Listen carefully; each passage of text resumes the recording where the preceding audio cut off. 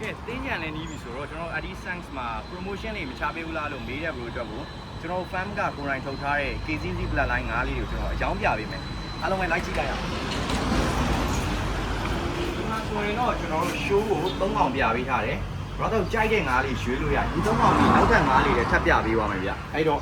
brother စိတ်တိုင်းကြည့်ကြည့်ပါကြိုက်တဲ့5လေးတွေကို screenshot ရိုက်ပြီးတော့ကျွန်တော်တို့လာမေးလို့ရပါတယ်အနေထား body plan အမိတောင်အစားကျွန်တော်စိတ်တိုင်းကြရွေးထုတ်ထားတဲ့ငါးလေးတွေပေါ့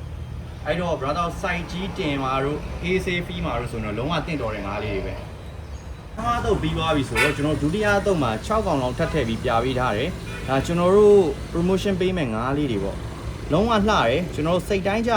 ပုံးနေထဲမှာအစင်းစင်းရွေးပြီးတော့မှဒီလိုရုပ်ထွက်လေးတွေထိထားရတာဗျဒီမှာ show လိုက်ဗျအမိတောင်လုံးဝ share နော်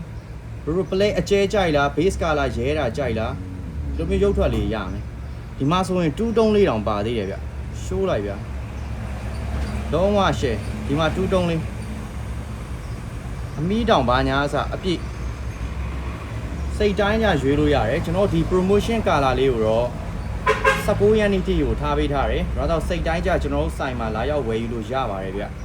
အားလုံးပဲ thank you ပါ